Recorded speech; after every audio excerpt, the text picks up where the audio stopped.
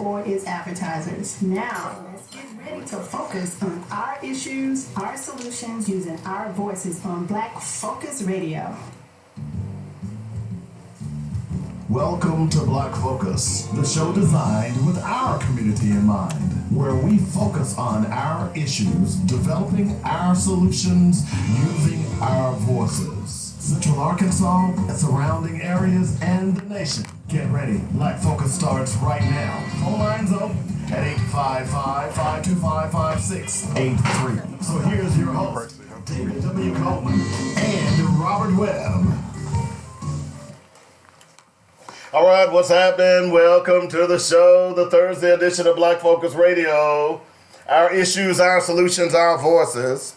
Call us up at 855-525-5683. That's the number. We got a lot of stuff to talk about there. We got a special guest in the studio. We always dress up and get all guested up when she comes to the studio. So she's my favorite state senator. You know, love to see her be a governor one day. But we'll talk about that in a little bit. Yes, hopefully we can get that. Yeah, that's what I'm saying, you know. So, well, I'm telling you. So we'll get to her in just a moment, of course. Robert Webb is in the house today as well. It's been an interesting 24 hours. Certainly, we've got to talk about the Amber Guyger thing. We'll get into that because it was just an amazing spectacle to say the least.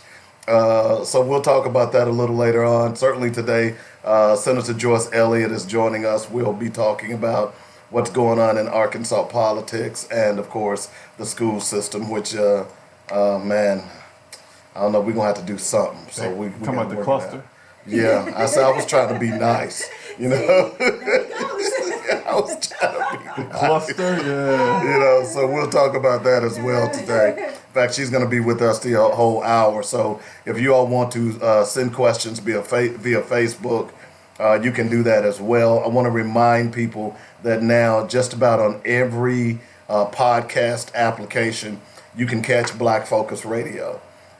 You've been seeing me post different links to various podcasts. Some I didn't even know existed.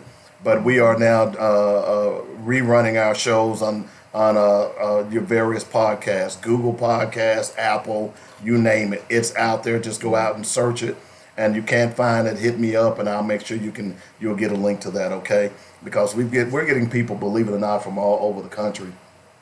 Yesterday we had people from New Jersey, California, New York, and that's a good thing. So Los Angeles, and of course right here in our hometown of Little Rock, Arkansas, where you all have been so wonderful in supporting this show. But you're more concerned about the people out of the state. But it's okay, Dave. It's okay. It's okay.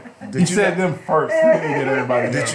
I was saving the big folks for last. Like Little Rock is the exclamation point. Yeah, that's how you do this, Robert. You know what I'm saying? You talk about the little bitty folks first, and then you talk about the big folks second. And I think I just got myself in all kinds of trouble. Yeah, you did. It's about to go down. So let me quickly jump into Black Facts real fast.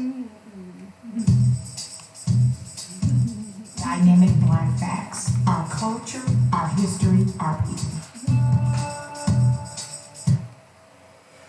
This is going to be a quick Black Fact, and this Black Facts has to do with what we're going to talk about in the next hour, but I just want you to never forget the Devil's Punch Bowl. If you don't know what the Devil's Punch Bowl is, then you're about to find out. It was where 20,000 freed slaves died after being forced into a post-slavery concentration camp right outside of Natchez, Mississippi. It's probably about 15 minutes from Memphis. And you know, it's about 20, 30, 40 minutes from Memphis. Now here's the interesting thing about the Devil's Punch Bowl. It is said that that grove grows the best peaches that you could ever see. But you know, the locals will not eat those peaches because those peaches are fertilized by the bodies of dead black people. Now, these were not Confederate soldiers who killed these people. These were Union soldiers. You need to understand that.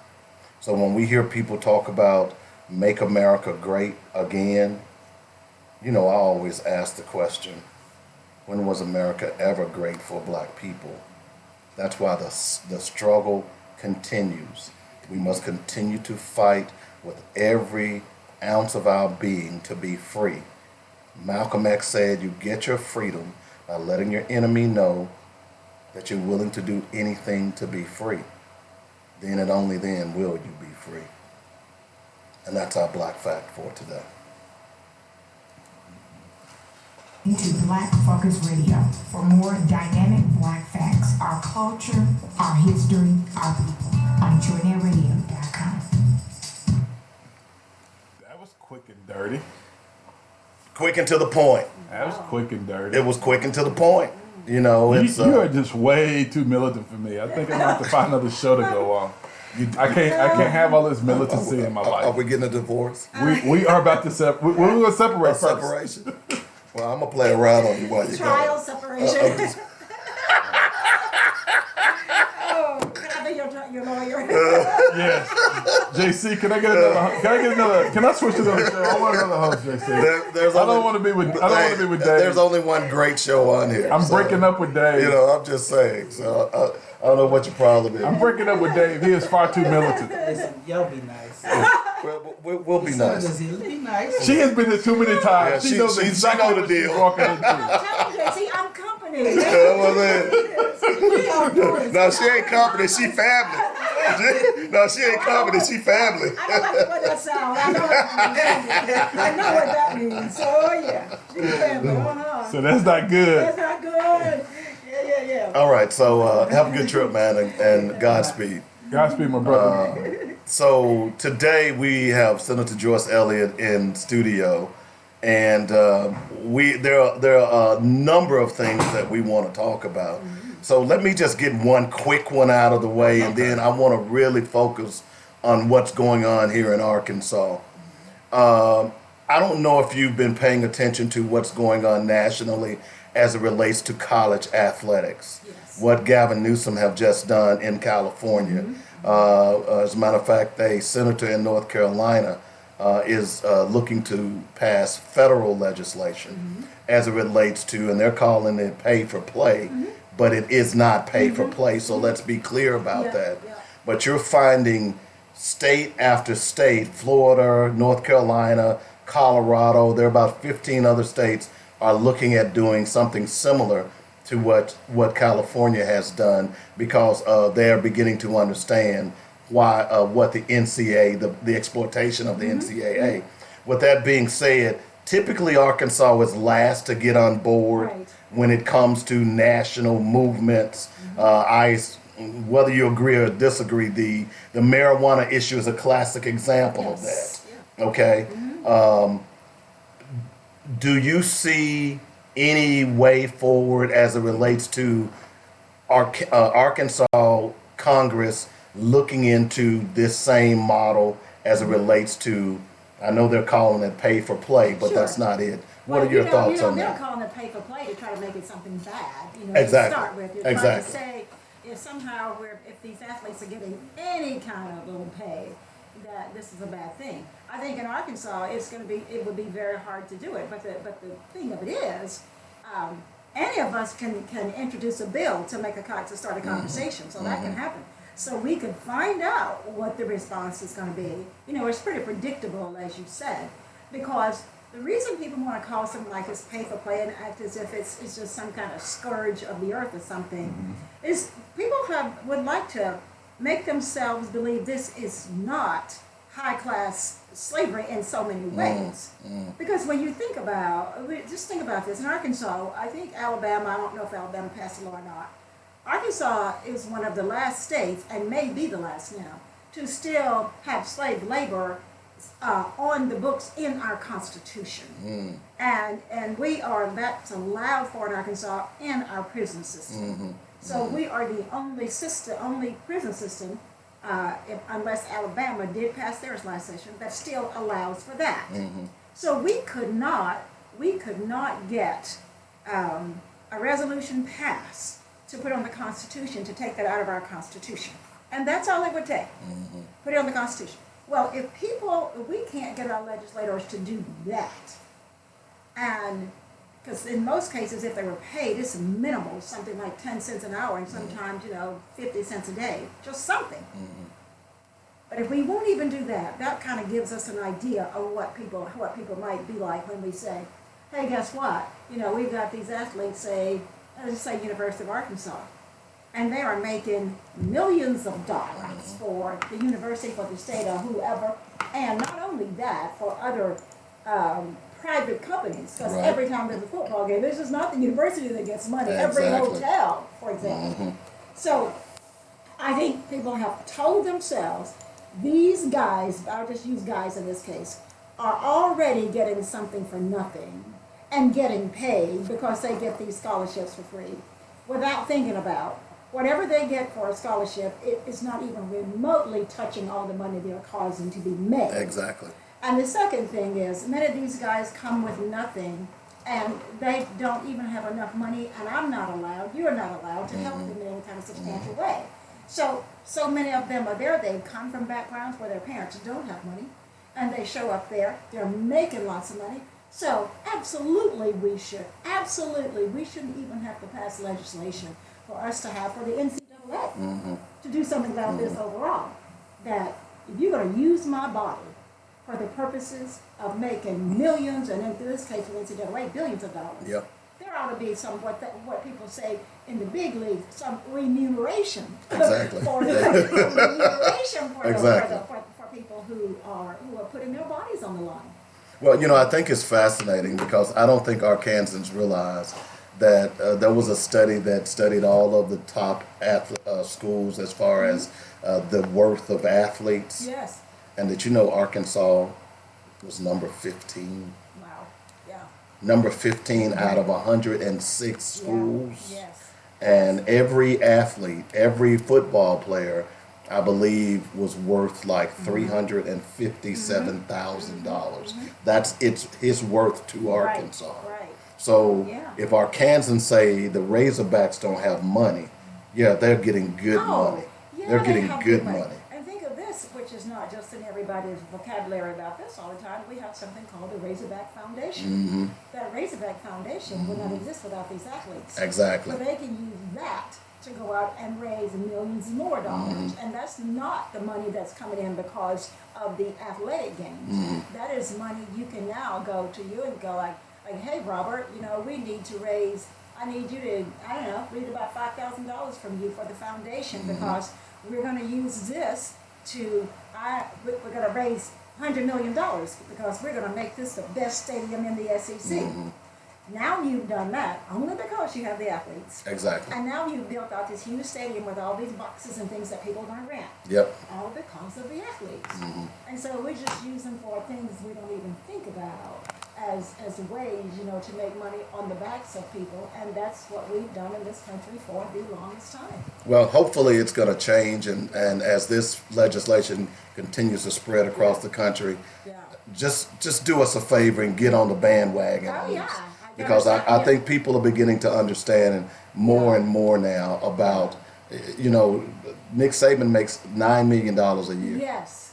You know, the boosters paid off his mortgage on his house. But a black athlete, he can't go out, let's say for instance he's a quarterback, he can't go out and teach a class to young black kids and get paid for that without being penalized. But if I'm a young black musician on scholarship, I can go out and teach a music class and not be penalized and will not lose my scholarship. So this is a problem that hopefully people are beginning to see and address, and it has to be done legislatively. That example you just gave, though, was a really good one because the athlete can't go out and teach these young kids. No. Because that's somebody else's money, you see. Because somebody's teaching these young kids. But they're teaching these young kids on the very thought of, start now when you're in the 5th grade and you will have a chance to be a college athlete.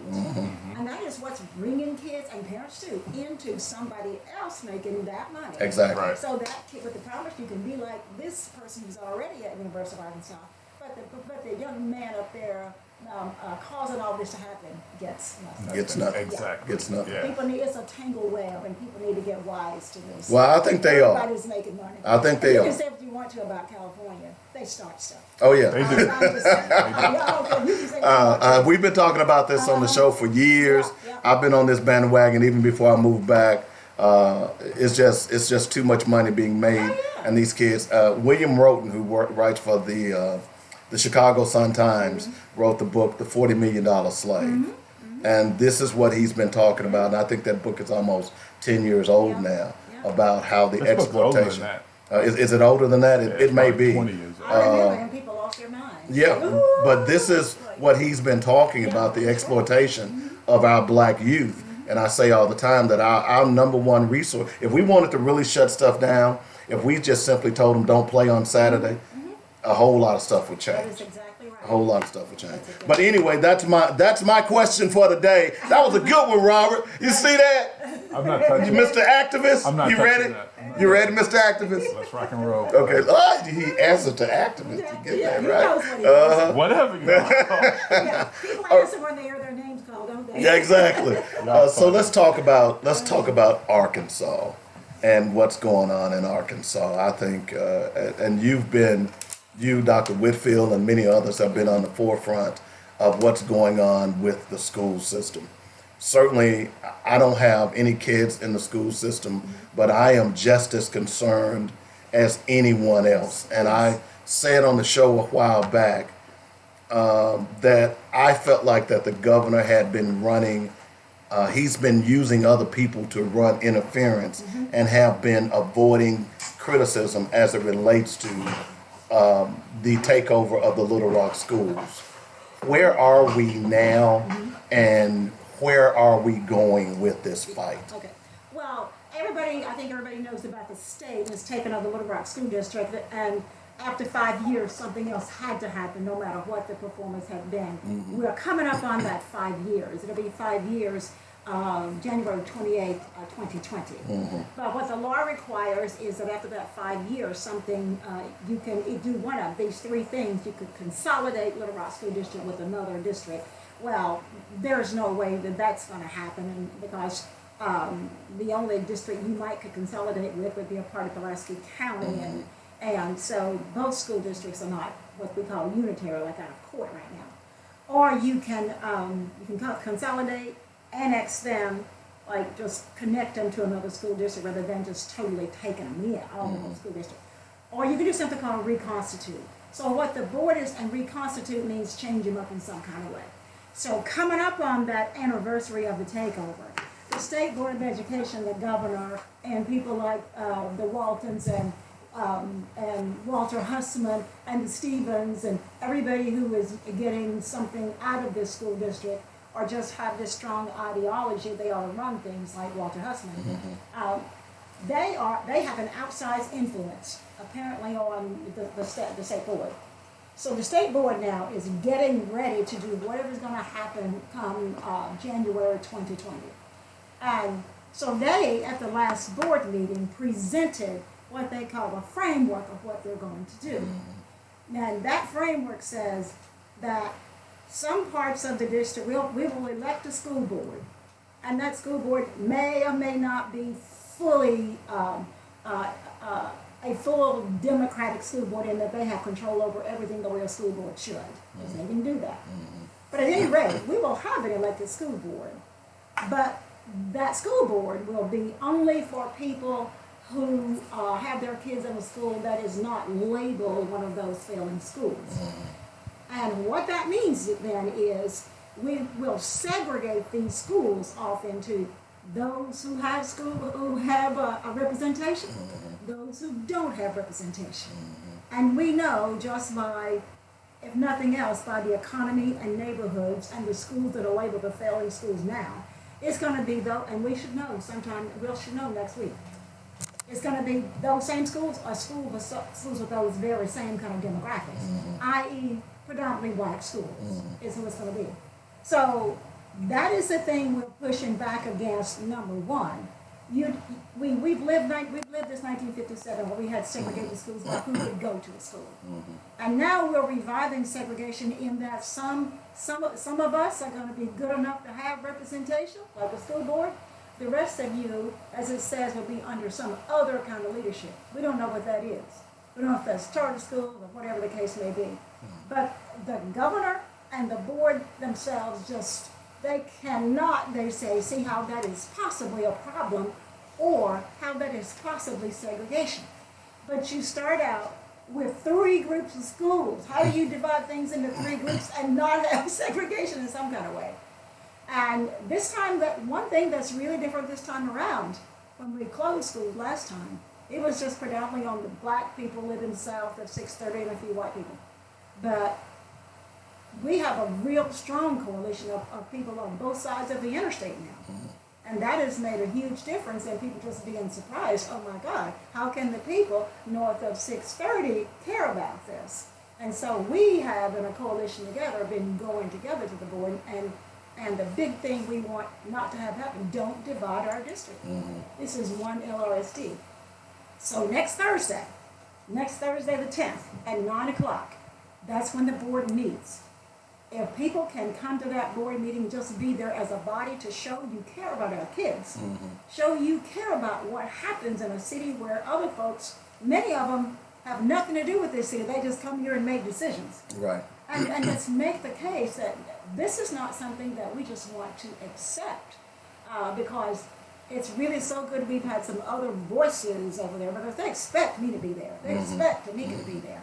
But we constantly are trying to get some unsuspected faces and voices over there, and we've been successful at that. But we need more.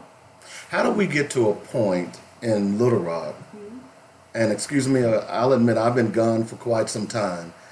How do we get to a point in Little Rock where other people like Northwest Arkansas are able to make critical decisions for this city? I'm confused about that. Well, I'll tell you the first. Cha-ching, yeah. The first thing is people. I know this sounds simplistic, but people got to vote because those people. It started with making the laws in the legislature. Those people did not. I keep telling folks, those people do not elect themselves, and they sure as heck are not going to unelect themselves. Right. And on top of that, we've got the Wealth and Family Foundation up there in Northwest Arkansas, who can pretty much fund whatever they want to fund, if it's a candidate or whatever the case may be. And let's just say they fund, I don't know, somebody running for governor. And then the governor gets to appoint who serves on that board, for example.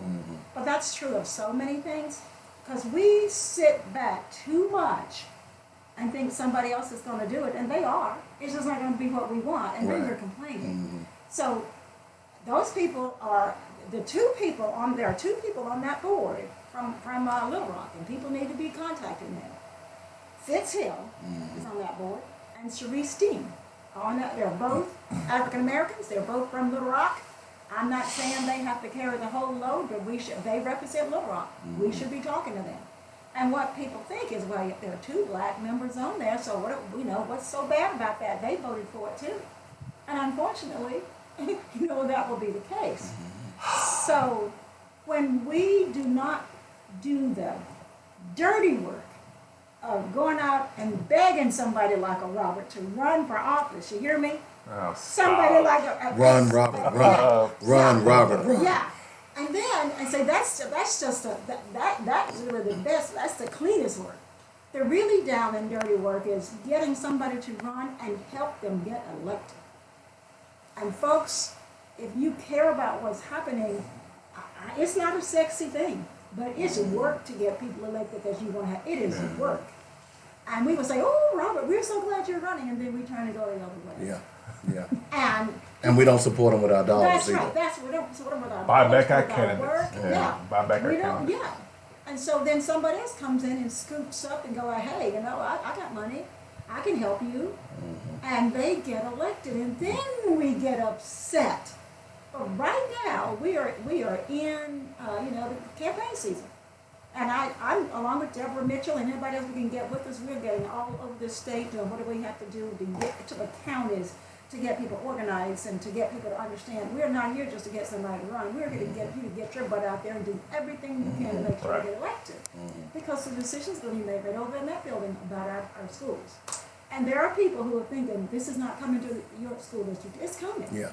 Especially if you have a lot of black and brown kids in your school. You're it's next, coming. right? I think because that's where the money can be made. Yeah. You're next. Yeah. Talk a little bit about, do you think that the governor's role in this was underestimated or even ignored until it was too late? No, I don't think it was ever underestimated because when the governor appoints somebody, they're supposed to be, on their own, but everybody knows that's not the case. So It didn't seem that way because, and the reason I'm asking is because when you would hear it was Johnny Key, not understanding that he was operating under the auspices of Asa Hutchinson. That's right. And no one, yeah, I can't recall up until lately, yeah. no one 2, 3, 4 years ago when I first moved back, no one was going after the governor. That is true. That you're exactly right. I think at that point, no, people had not made the connections because the connections are out in the city and out in the state. That's where the really big voices are, out in the city and in the state, because that's where the money is, and that's where the power structure is, because we've allowed people to get elected so that can be the case. But you don't have to have power just because you have money. You have to have votes to make something happen. But you are more likely to be able to get the people in because you're going to use your money to get them in. Right. That is why I say for us who don't have all those billions, our votes count just as much. We can work just as hard. But the fact is, we just don't do it because it's too hard. But it's easy to be upset and complain, and easy to go out there and have some kind of march or that's easy. But we're going to be doing the rest of our lives if we don't take care of that part back at the very beginning. And so the governor is a big part of it. There's no question about that. He is even more of a big part of it right now. And I'll let you go here in just a moment. Whenever you're finished. I mean, I just love talking to the senator. I mean, we like this, man. I'm sorry. So, as this fight continues to ramp up, another group that has been absent without leave, which is, in my opinion, diabolical, is the Black Church. Yes. And Black ministers. Yes. And we know based on history that anything that we've ever gotten accomplished in this country was rooted in the church as far as activism is concerned. What's going on in this city where Black ministers are afraid to stand up for the people that they are preaching to? Yeah. We have had, I want to be sure I give credit to anybody but right at the top, and we've had 3, maybe 4 churches in this city who have stepped up and unapologetically have been helpful to this situation. I'll just name the ministers or the clergy. Rabbi Barry Block, without apology, has been out there and is taking no prisoners. Because when he says he's for people being treated right, he lives it. The other person is Pastor Preston Clegg at Second Baptist Church downtown. Oh, really? Okay. Oh, yeah. He lets us use his church. He comes out to events that we have. In fact, I was just at his church last night. He wanted me to come and talk about what's happening with the schools right now because he wanted his congregants to know that there is a structure behind all this stuff. And they're doing a whole series, September through end of October, about race at that church. So he's been very good. The other church that's been good, Dwight Townsend over at Longley Baptist Church. Okay. And the other church is First Methodist downtown. And that's it. Dwight Townsend is the only black preacher. And what's going on? Whitfield, is a pastor, and others have tried to reach out. And pastors have been reached out to. And we don't get any response. And that is just, that is so disheartening. Do they not have Black people that go to their church? I'm beginning, well, okay. And that just confounds me because, that's where we used to have to go even to, people learn to read with the Bible. Right. They learn to read in church. They have school in churches. And now, no, there's no response. And we thought, like in Texas and some other places, we were trying to get pastors for public education started here. Because Texas has one, robust. can't even get it off the ground. Can't get it. I should say Wendell Griffin has been out there. He's let us, I forgot him. Forgot about Dr. I Griffin. forgot about him, yeah. And he's been out there and he's let us use his church and everything. So that makes 5. Okay. And 2 of them. 2 of them are black. And I'm looking for an answer here. Yeah. Because see, therein lies the problem, Yeah. I think, of Little It's a Rock big as a whole. It's a big Is that if your black churches are not politically active Yes. to the point where they are motivating their parishioners to get involved, whether it's voting, whether it's I'm done with marching, but whatever the case may be, Yeah. then we're not going to get anything accomplished. And I'm not understanding what's going on Wait, here. what is your footprint in the neighborhood besides your church? What is your footprint? I'm not finding those footprints. The ground is smooth. It is undisturbed. And we have a church, just about on every other corner. And we have our share of black churches in this city. My church that I go to, Mosaic, is made right down on the corner of University and Asher. Mosaic Church, Mosaic has not been really big in the school issue, but at least I can say with authority, our footprint is all over that area down there, making change and making life better for people. I can't see it. And this is something that if you are going to live out, what we call the will of God, it's not just on Sundays. It's not just going there and everybody feeling good and we're going to just sing and worship and go away. Because your mission has to be the community. How do you carry out your mission in the 4 walls of just your church? That's not possible. And I'm so angry about that because I know what our history has been, and I know what we could do if we were not all making excuses about what we cannot do. Right. And that's all we're doing. I want to pass the hat to Pastor Elliott right now. Yeah. All right, Robert, you better ask a question real fast before I ask another one, because I got a lot of more. I want to get in the weeds a little bit because I think a lot of parents who are listening to our show, they've heard our take on what's happened. So if you will give us a quick breakdown of from not DSEG, but from the takeover to where we are today. Give us a quick rundown of how we got here. Okay, so we have a state law that says schools will be labeled A through F, which is a bad law. Many people need to understand that because the school is labeled an A, people need to understand that school is labeled A because of junk science, junk math. And the same thing if it's an F school. But we go around, I got an A school. I go like, no, there's still junk science. So before you celebrate, you need to know what it means.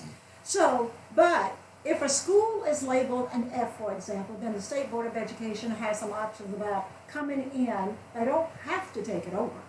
But coming in and taking it over is one thing. But the way we got taken over in 2015, we had 48 schools in our district. Everybody might remember, your child might used to go to Franklin, might used to go to Wilson, might used to go to Southwest. Just think about these things. Once upon a time, they might have gone to Mitchell, might have gone to Rice, and Ish, might have gone to Ish. Or Garland. Or Garland. All these schools that have been closed down over the years have been black schools. Right. Well, the board then, we had 6 schools, that were in trouble with the F label. And the board could have just come in and done some more work with, they could take those 6 schools over, but it doesn't mean that they had to take over the entire district. 6 out of 48, that's like what, about 88% not in the takeover phase. Right. But they did anyway. And they removed the elected school board. And eventually they removed the superintendent. And so everybody was just like, why would you take the whole district and it's 48 schools? And this is what people need to know. They didn't take the whole district because they can't do math. Right. They took the whole district because they can do math. And they can count money. Right. Because this is the problem. That school board that had been there, everybody was the school board is awful. They were just so dysfunctional. They've been in office 3 months. 3 months, right. Well, one of the things that school board was doing, they were making moves with contracts to do a better job of making sure people all over the community got some of the school minority contracts. participation, right. That's a minority participation. That's money. And some of the very people who were making the money on the school districts were the ones who came down to the board and said, please take them over. It's just not working. Chamber of Commerce was among those people. A person who was in the direct construction business was one of those people. So they took it over, but that was not all the money to be made. The other thing too, we're going to take it over and we're going to take these F schools, and then we started shutting down schools, not because they were F schools, because the schools, keep in mind, the schools that were shut down, like Franklin and Wilson and I've lost one of them, but they were not F schools. So the district, so they took over this district so they could take it and do whatever they wanted to, open all the charter schools they wanted to, because when we closed down 3 schools, because it was supposed to be monetarily not efficient, we closed down 3 public schools and opened 3 charter schools. And since that time, we've continued to open charter schools. Almost like it was synchronized. Yes, that's exactly. And then at the same time, we passed a law too that said, if you close a public school, if somebody wants to open a charter school there, then they will have first dibs on that school. Even if I wanted to pay you more, they have to pay what we call market price or whatever, which is not going to be a lot for the people like the Walton Foundation, people who want to buy a building for $250,000. What's that? But if I come in and say, you know what, I'll buy that school for $400,000, the charter people get it. If they just say they're going to open a school or they're going to open a charter school, they get the building. By the way, the Waltons who don't want to pay taxes on all of this stuff. Exactly. And they are using our tax dollars, because charter school money is our tax dollars. Exactly. And then they get to school, and Robert opens up his school in the charter school, and guess who he pays rent to? The people who bought the school. Yep. And they get their money back, I'm sure, far more than they ever put into it. Right. But more than anything, then they have control of our neighborhood, our people in these schools. Because the more we can get rid of unions, the more we can get people like me, I've been a part of seeing what's going on and making people aware. And the more people we can come in, what we call astroturf organizing, get some top people, black people, and say, your kids deserve a better school than what they're in. Okay, then let's make that school better. No, that's not what happened. We get us a black person to front it and say, we're going to have a better school because we're going to fix up this school and have a bright, shiny charter school. And basically, that's no better than, probably my trying to open school all by myself. Right. But what that does... Uncertified teachers, by the way. Uncertified, they can get all kind of exemptions. Uncertified teachers, you don't have to have counsel. Okay, we don't have to have counsel. Like, no, we don't have to have that. And do we have to have a teacher salary? No, we don't have to salary scale so people know what they're making. No. Do we have to open our meetings to and they're using our money, open and calling themselves a public school? Do we have to have open meetings? No, we don't have to do that. Do we have to announce our meetings? And it's all kind of things that they're exempt from. They're exempt from what they're supposed to do. But the bottom line is, it's a money making thing, and people need to understand that, because once if you think about it, if I just had so much money, if I wanted to have a really great school, it would make sense if I could put these kids in one really great school, if it was not too big, rather than creating 2 schools. Now, what you do when you bring in these other charters, because somebody's going to make money, what you do is the little money you do have, say at this school over here, oh no, we're going to pull some people out to a charter. You made everybody poor. And about the most we are guaranteeing now is mediocrity, because we keep scattering what we already have. But that's not the problem of people who are doing that. It's not their kids. Exactly. It's not their kids. Exactly. And what we're getting, they'll be good enough to be some worker bees. Because that's really all we want, Or fund that new private prison that they're That's right. building. Our charter schools. Isn't that something? Our charter schools. Everybody seems to think the charter schools are better than public schools. Is there any truth to that? No, there is not. There is not truth. And the thing that I keep trying to get people to understand is, our kids deserve to have great, world-class schools. And we ought to be every day in this battle to make sure they have public schools that are better than what they are. Charter schools that are better than what they are. But when you start comparing these schools, one-to-one of what they get, no, they're not better. But the people who are running these schools, though, have enough money to have a great campaign out there. To make you think they're better. Yes, and they can make it look like a bright, shiny object. And people start, we're good at chasing bright, shiny objects. And and it's funny you say that because see, that's Hold on, been, hold on. just on that point, just real quick. The bright, shiny Just, objects. well, the public relations campaign. They're great though. They have some great Right. campaigns. Yeah. I've been saying for even because this was in Nashville while I was there. Yeah. And I've been saying the problem with public schools and the people that are representing them is that they're losing in the media. Yes. Okay? Yeah. Somehow or another, somebody's got to hire a PR firm that is going to tout the public school system because parents don't know that these teachers are not certified. Yes. Parents don't know that That's right. they don't have rights to appeal with some of these schools and what goes under their children. Somebody has got to launch a PR campaign to at least expose the lie, which is charter schools. Yeah, and the thing of it is, I hate for school districts to have to spend their money on a PR campaign, but they're going to have to. Yeah. Because some things you don't want to do, you have to. Because as long as you've got these other people over here advancing what is not the truth and making it look good while they do, well, you don't have much of an option because it's not parents' fault they don't know all this stuff.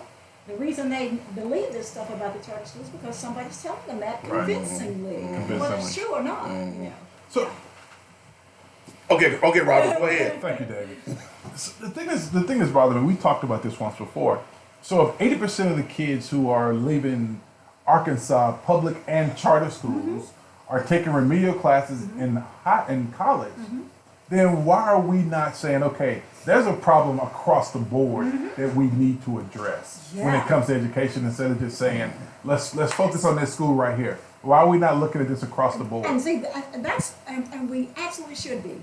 Because we have not, those of us who are working at putting a plan in place for world-class schools, because I don't think we all settle for anything else. Right. We just should not. And we want a school board elected, and let's work with our school board, because if we don't do it with the school board, we have to do something that the state tells us we can do. That's one of the main reasons we want to elect the school board, because I don't want anybody sitting on the school board who thinks that we can't do this, because we absolutely can. And I've been trying to make the state see the same thing you just said. That hasn't worked. But I'm not going to give up on it's not going to work here in Middleborough School District, because there's no reason for all the remediation that we have going on. Right. Because here's what that's not as straightforward either as it looks. Okay. So why is it that testing is a business, Yeah. So we do a lot of testing, we pay a lot of money for testing. So why don't we stop? So, because we put in the law, and from Washington to here, he can put in the law that we're going to have this testing. Because guess who has big lobbyists? Yeah. Testing The companies. Testing companies. Testing companies, yeah. And so, but we have some leeway about how we use them. And we ought to know something about what they're saying. Like, we determine who is going to be remediated based on the ACT. And what people don't know about that, and I was just telling my colleagues the other day. So, in most cases, everybody is magical if you make a 19 out of the 36. There is no science behind that. There is no science behind it. How did Arkansas get to saying, if you make 19, you won't have to be remediated?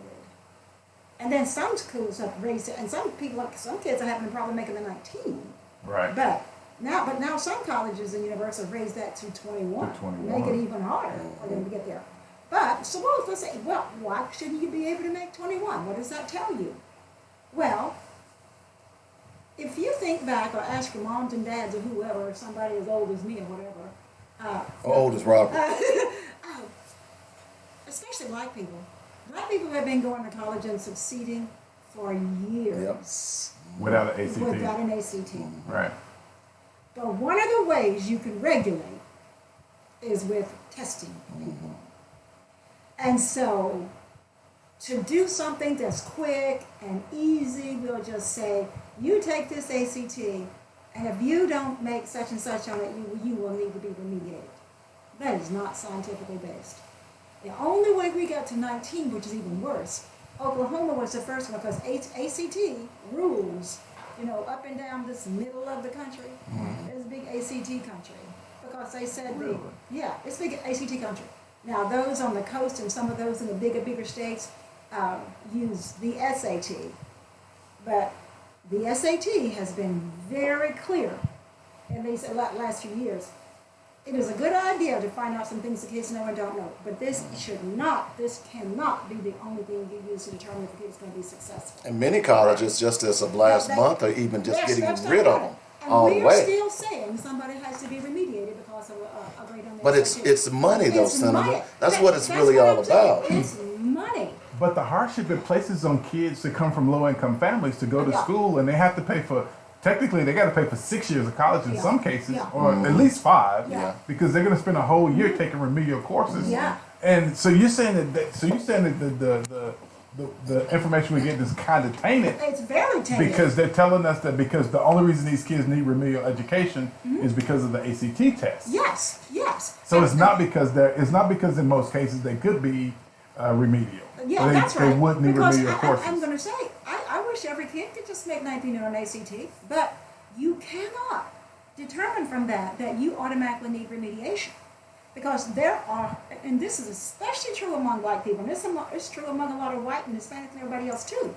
There are just millions of people in this country who didn't make whatever you should have made on some ACT, and a college said, and that's been predominantly true of HBCUs, because we had a whole different model of educating folks. Come on to my school, and now we're pushing HBCUs to try to think about raising what they're doing because they're getting stigmatized because you're letting in kids who need to be remediated, and they get tagged with, you've got all these kids you've got to remediate. So it's an ugly scene, and people's grade point averages are a much better predictor of how they will do because your grade point shows how you persisted or did not persist. Right. And that test tells you basically what you did on a day. On that one particular day. On that day. And then, of course, you throw in the innate biases that we know that exist in ACT and SAT tests as well. That's been proven for decades how those are biased. And then if you have enough money, you can take the test over and over and over. Or you can pay someone to take it for you. But you can practice taking that test, and people have they have tutors and so there just needs to be a better way of doing it. But some colleges, though, are now starting to, if students, because this thing is in the law about the remediation. Right. And I keep saying, y'all, we have a law based on junk. We have a law based on nothing, but can't get it changed.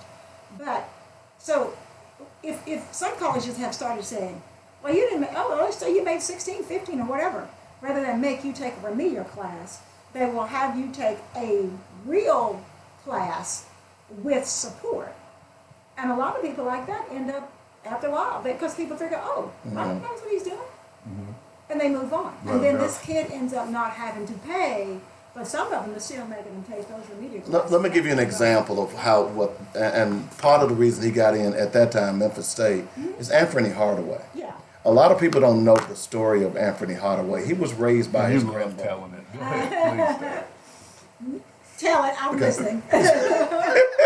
He was raised by his grandmother. That's the first time. Okay, that's just one. That's one time today. And but he was a superstar basketball player, and he did not have the grades to get in Memphis State. They gave him a waiver. They put him on probation. Yes. And from the time that he started taking classes, if I remember correctly, he was on the dean's list until he graduated. Okay? And the point, it makes your point, is that some kids can do the work, but because of what's going on in their lives, they may not complete it as we're used to seeing it.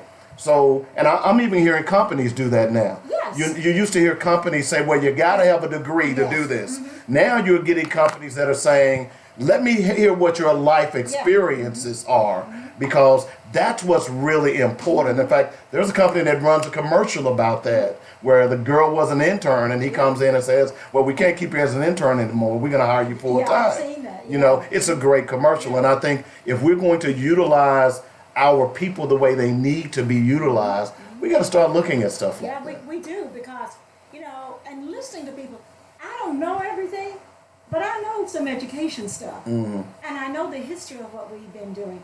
See, because this thing with this 19 got even worse with the lottery scholarship. We started saying the only way, not your grade point average, the only way you can get a lottery scholarship if you just make 19.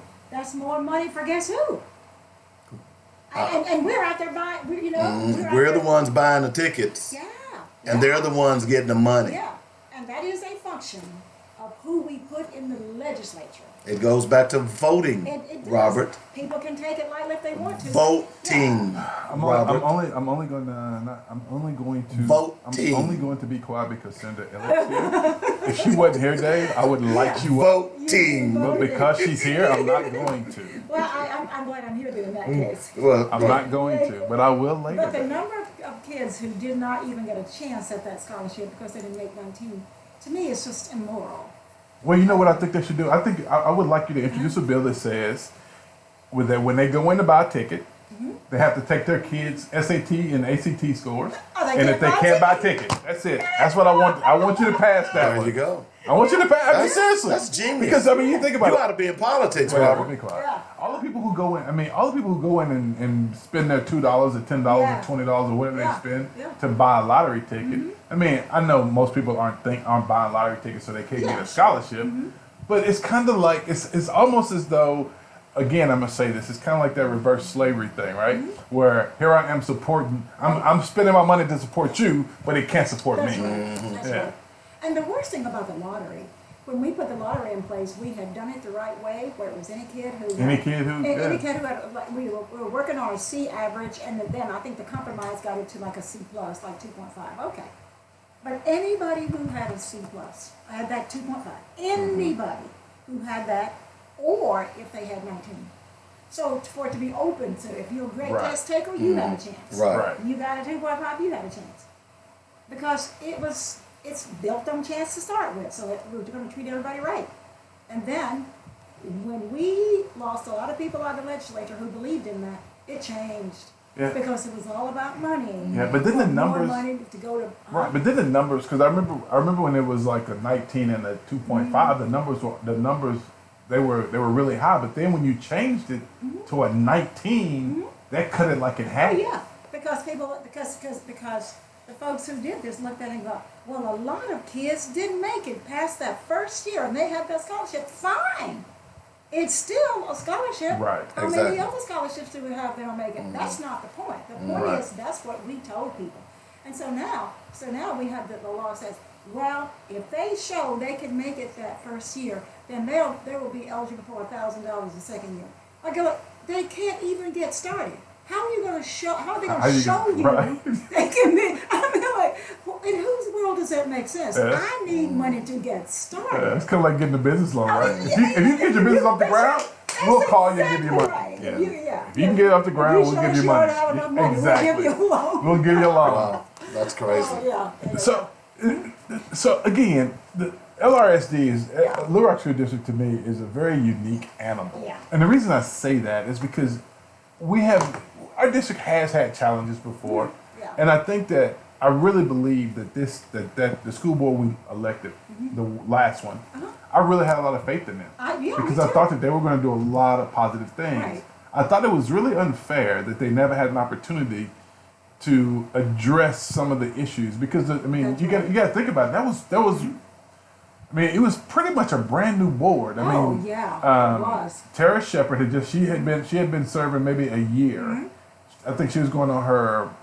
I think that might have been her first full year. You had Mr. McAdoo, who was going on I think about 9 months. You had Joyce Springer, who just got elected. She was fresh. She was 2 months in. You had Jim Ross. Jim that was Ross. just 2 months Jim in. was 2 months in, and it was somebody else because the numbers, because we had a brand new board because of the 7. Yeah. 4 were brand new. Yeah. And Diane Curry had been there forever. Carilla lost the gym. Yeah. I forgot. I've lost. And I'm trying to think of the lady. The one who said that she was supportive of the takeover, but her kids were in private school. That was. I can't think of her name now. Yeah. But said she was really supportive of the takeover, but her kids were in Leslie, private school. Leslie. I can't think of her last name. Yeah. That's it. And so we had a brand new board, and I felt they never had an opportunity to exercise their power or to at least try to address some of our problems. That was because a lot of people in this city, most people in this city agreed with you that they were just about to start doing some things differently. Yeah. And some people wanted it done differently and some did not. So that was the problem. Because they could see too, stuff's about to happen here. And to say that a school board, they had only been that school board for, with all of them together, roughly, because with the elections in September. Okay. And so, and then I think you take office in, I don't know, maybe November, December. Roughly 3 months. Right. And elections in September, and January, 3 months later, January 28th, 2015, you're out of business. Yeah. Because people could see things were about to happen. Let me put this over. You go ahead, because I want to be sure I tell. Okay. Finish One quick question. With the State Board of Education. So we've talked since this whole thing has been going on. We've had a lot of conversations, and the one that surprised me, the one that I have been most surprised about is about the lack of conversation about student achievement. We've talked about buildings because I think we've kind of been the movement's kind of been reactionary. It hadn't really had a consistent message. We talked about everything but the performance of kids in the public school. Do you think that will change at some point during the fight? Oh well, yeah. I think it is. One of the things, we have a coalition of people. It's about 5 different groups, and when we met this past Monday night, one of the things we talked about is, because a lot of us have been working in the schools, but kind of like we were talking about before, we haven't been talking about it, right, and seeing how great the kids are, and seeing how bright and brilliant they really are. Right. And we haven't been, because we said, we've been doing all this and we've not been telling anybody. We've just been out there trying to make sure the kids are okay. But unfortunately, it's a mistake that we haven't been talking about it. Because people need to understand that the whole premise of all of this is so kids can do better. Right. So kids can have an opportunity starting out with at least a good education. Right. But the possibility is for it to be great. But the problem we have too is a lot of people think they can judge things, like I said, by these ratings on these schools, which is the major reason we've gotten people who their kids go to another school but come over to this school and work, because you can see these kids are just as bright and bold and beautiful as your kids are. Yeah. They just don't have all the things you have over there in your school. And people have been, the response has been great, and the response has been, oh my goodness, this is just wrong what we're doing to these kids. Yeah. Can I tell you, Sure, go ahead. so people will know, we talked about it, I was letting people know where we are with that state board. So the state board has made that decision about some schools are going to be treated like this and some like this. So the meeting will start at 9 o'clock with the state board. That's something they have to vote on. That's not a final decision yet. They'll make it final next Thursday. If you want to come to the State Board of Education building, which we hope you will, because we have enough school there, people that are surrounding the building, at least have a statement to say, I care. It starts at 9 o'clock. If you know where the state capitol is, that building that is straight down west in the back of the state capitol, that's where you go. Now, you're going to have to find some parking probably out on the streets and all that. Right. But you go to the state capitol. In fact, you can walk right through the front, out the back, down the steps to the Department of Education on the left. And there will be lots of people there. And there are several other things here I want to suggest people can do in the meantime to be helpful. Okay. I could just give you some of them. Sure. Get my phone out. This very first, the coalition has been trying to get a meeting with Asa Hutchinson. And so far, he has just not responded to them. So if you will please call the governor's office at 501-682-2345 and ask him to meet with the one LRSD coalition. He needs to do that. We have, and ask our businesses, we have signs that say, I support one LRSD, red and white signs. And we're asking folks businesses to put those signs in their windows. Where you see one of those signs, you know it's people who support the effort that we have to get our school district back. Ask people, do they want one? And, I mean, I won't go through all these things, because some of them I can tell you later. Every Saturday morning, we're meeting in front of Central High School, going door to door to explain to people what's happening, canvassing. 9 o'clock. If you will help us, that will be fantastic. Every morning, every Saturday morning, 9 o'clock, in front of Central High School. Going around, knocking on doors and talking to people. At Central High School, Wednesday, the 9th, at 7:30, so because a lot of people won't do some things, but they'll come to a vigil. So we're trying to find something everybody can do. So 7:30 next Wednesday night at Central High School, we're going to have a candlelight vigil for our school district. So for the people who are low key and afraid of getting in trouble and all those kind of things, they can come to something like that. And then finally, because all of these things will be listed either on the website of Grassroots Arkansas, they can go to Grassroots Arkansas on Facebook. That's the best thing to do. Grassroots Arkansas on Facebook, and go to it's our LRSD, either one of those, and you can find all the things that are going on. So anyway, I want to be sure people know that. But pick something and do it. That's the thing, because there are going to be people who are not going to do some of the things you or I would do with it, but they can do something easier. That's the thing. And pay attention. Yeah. All right. Well, we've got to go. That's an hour that went fast. Okay. It did blow by. Jeez. Every time I come here, it just goes by. As I've told you before, you're more than welcome. Anytime you need to get the word out. Black Focus is exploding in this state. Yeah.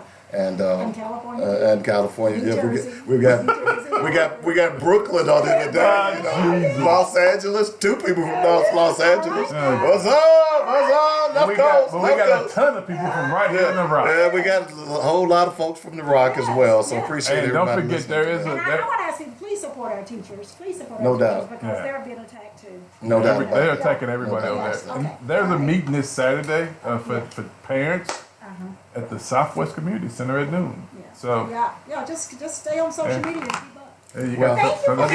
thank you for coming. We always enjoy you coming. Robert was supposed to bring something to eat, and I guess he forgot. I ate it on the way here. I can tell. But again, you do a great job, and there are bigger and brighter things ahead for Senator Elliott. I just feel it. You're just kind of like, woo. I just feel it. Well, you know what? Maybe once in my lifetime, I'll get to go to D.C. during the Democratic Black Caucus, and I'll get to go to Sen Elliott's her office. I get to go to her office. Yeah. You know, they have a party for all the states have parties up there. Yeah. So maybe one year I'll get to go, and there'll be a Black Congresswoman named Elliott who I can go to her party afterwards. But you'd have to be an advocate, though. Yeah. See, No, I just dump a ton of money in there. I would be glad to welcome all the elected folks from Arkansas. There you go. Senator Elliott, again, thanks for coming in. See you later. And we'll talk to you soon, okay? Thank you. I want to appreciate Senator Elliott for coming in. We're going to take the top of the hour break. Roselle Aaron is here. I guess he'll start a little trouble as well. It's Black Focus Radio, our issues, our solutions, our voices on joynetradio.com.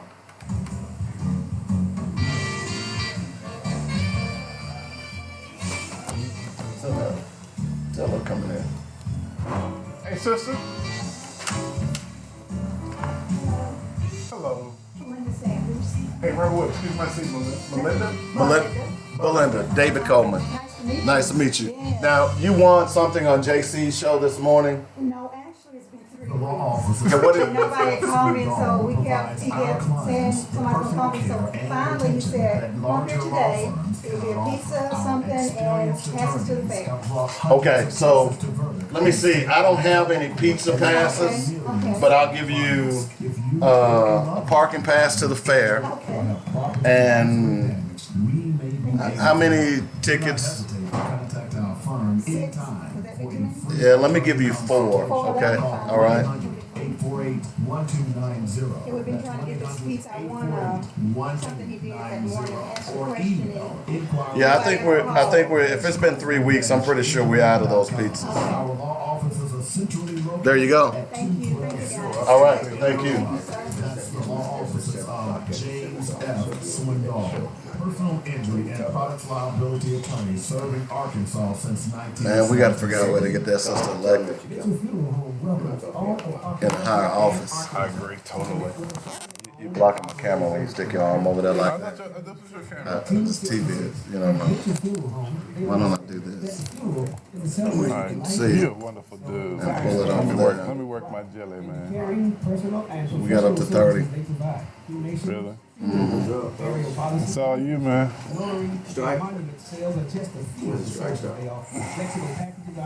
Hey, I don't know. No strike, man. No strike, man. You can forget a strike.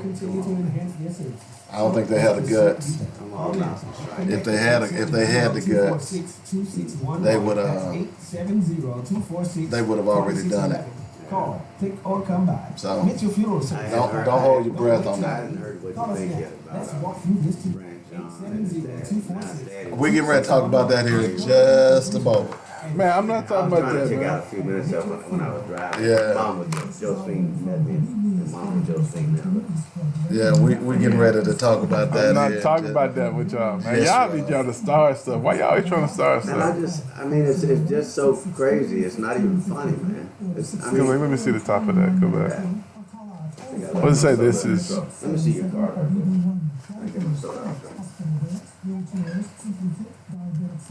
You don't have like a card duplicator outside, do you? No, if I did, I'd make one. Oh, They've okay. been saying for about a month now that he don't get one. Started saying, and so when he went as good as Mike, when he went as good as Matt, every generation you get that. You begin to sound like that old man that lives down the street. Did you see this yesterday? No. Dude. He's on the porch and he's got that little crooked finger. He's like, There were people so hot. One particular friend, she called me. She said, "David, are you watching this?" I said, "Yeah, I am." You got it. Easy answer to your aggravation. Joy Network. The views and opinions expressed today on Black Focus Radio are not the views and opinions of the station, its management, or its advertisers. Now, we're ready to focus on our issues, our solutions, using our voices on Black Focus Radio. Welcome to Black Focus, show designed with our community in mind, where we focus on our issues, developing our solutions, using our voices. Central Arkansas, surrounding areas, and the nation. Get ready. Black Focus starts right now. Phone lines open at 855-525-5683. So here's your host, David W. Coleman, and Rob.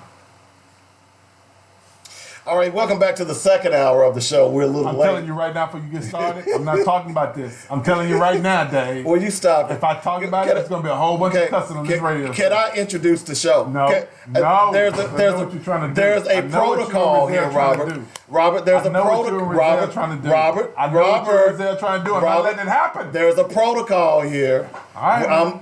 I'm just letting you know now, man. Can I not thank the senator for coming before you jump off? Oh, okay, all right, go ahead. God. My bad. Why you being so sensitive? Go ahead then. All right. I want to thank Senator Joyce Elliott for coming into the show today. She's always a delight, always on point.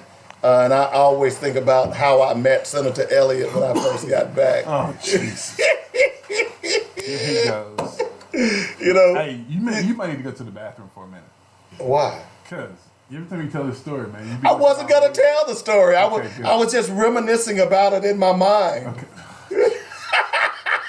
You know what? I think I want to talk about Boca John now.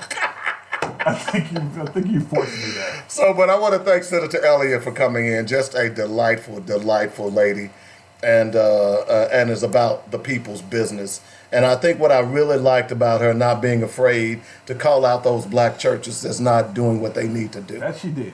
You know, And that's what we need more of. Did she mention Saint Mark? No, she didn't. Did she mention St. John's? She did not. No. Did she mention Gain Street Baptist? She did not. Or did she mention Bullock Temple, She Liberty did Hill? Not. She did not. I'm just saying. She did not mention any of them. What's Roselle's church? She didn't even mention Roselle's church down in Kiel, did she? No, yeah. She didn't mention Bedside Baptist down in Kiel, right there past the light, did she? All right, so this hour, we're going to talk about the Botham Jean verdict. I'm going to reserve my comments to the very end, please. So what I want to do is I want to read you a piece that was written, and I thought that, and it's from the website Black Table Talk. And let me just read this to you, because if you watched the trial yesterday, I have problems all the way around. But let me just read this. This quote from a young man sums it up best for me. Black people forgiving white racists is really more about trying to prove our humanity to them. We have nothing to prove to these people. These are the same people who wouldn't forgive President Obama for wearing a beige suit. They are the same ones who want Colin Kaepernick dead for fighting for justice, including Amber Guyger, who posted about CK on her own social media. And yet we forgive them for murdering our sons and daughters, our innocent children that we carry in our wombs. That's nonsense. Where was the compassion for Trayvon Martin? They believe Zimmerman was right to kill this beautiful young soul. What about 12-year-old Tamir Rice? They believe the officer did what was right because he felt threatened. What about the poor black mother who put her kids in a good school and got 5 years in prison? They believe she deserved it because she broke the law.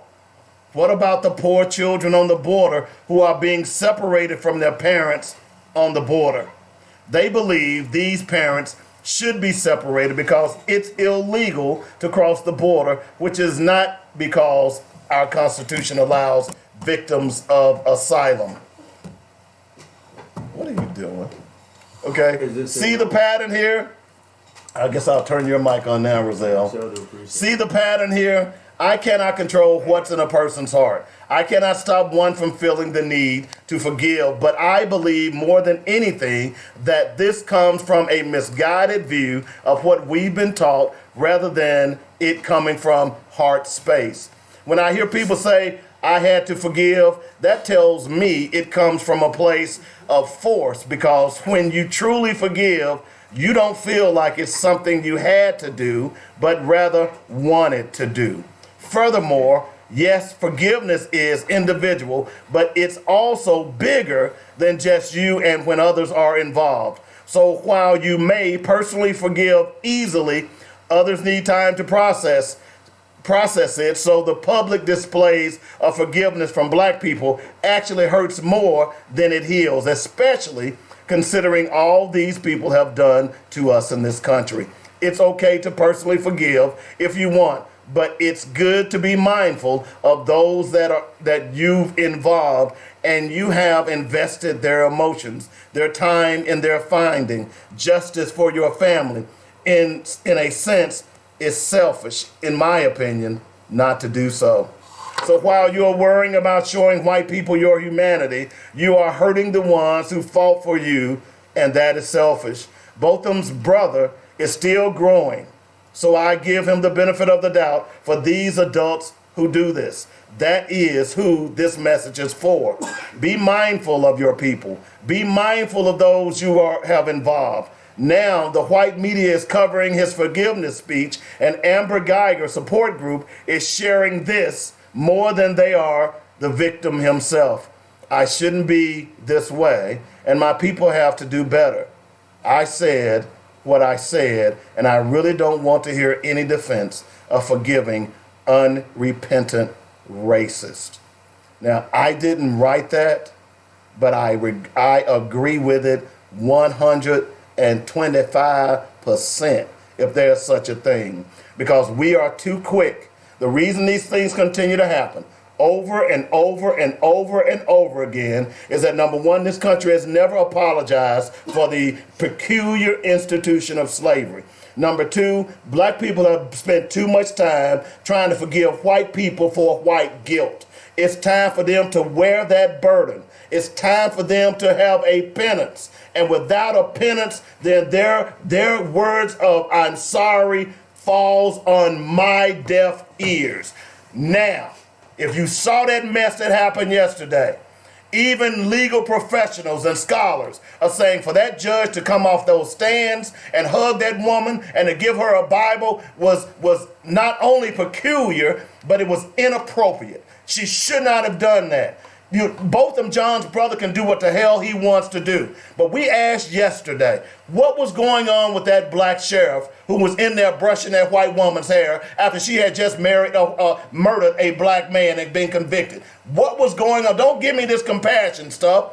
She didn't show compassion to Botham John when she walked into his room in his house and killed him and murdered him in cold blood. She didn't show any compassion to Botham John when he was down on the ground bleeding to death, and she refused to even use the first aid kit that was in her package, in which she was trained to use to stop his bleeding. She didn't show compassion to Botham John when she was too busy at least deleting her sexting to a married man because she was afraid that she was going to get in trouble. What is wrong with us? The problem with the black people is that black people don't love black people. You love them too much, and until we begin to love ourselves, then we will continue to suffer among ourselves. I'm done. Okay, well, I'm glad you're done. I need to point out to you all, I need to make this very clear. I'm a capitalist. I'm a capitalist now, and I understand exactly what these black folks is doing. And what they're doing is they shucking and grinning. I understand that. You gotta cool for the folks if you want to get your money. Now, understand, I think I told you yesterday that when we looked at this, the judge, she was supported by the union when she ran for judge. Hello. That explains her hug. Hello. I don't know who Botham John's brother worked for, but that explains his hug. He got a job somewhere. You can't be happy when stuff happened to white folk. You can only be happy when stuff happened to black folk. Where the hell you at? You ain't in North Korea no damn where. In America, white people tell you how you should feel about stuff. And when you learn that, Dave, I think you're going to be a better person.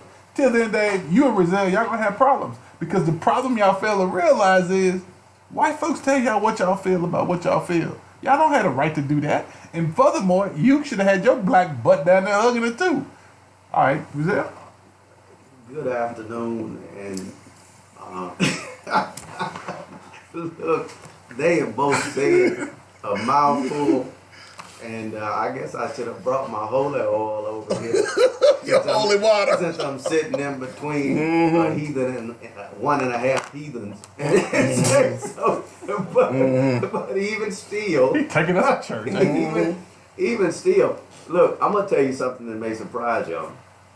Is I agree. I agree with everything that you're saying, with the exception that y'all know I try not to generalize about a particular race of people, and so You try not to. what I don't agree with is that I don't agree that all black people don't love black people, and I don't agree that all white people are the same. But as it relates to racism and discrimination, when I saw this, man, I was in shock. I was too. And one of the reasons that I was in shock, of course, is because it baffled my mind how well that young man, Brant Jean, was trained to accept what he is accepting in regards to forgiveness. Here's my opinion. We all have to forgive people. I understand that. But the way that it was done in that court, in the public eye, in that manner, was absolutely wrong. You just said a moment ago what the judge said, what the judge did, hugging. Look, I couldn't, when I saw the judge hug Amber Guyger, I was speechless. I just sat there with my mouth open. I literally sat there with my mouth open, trying to understand why that was happening.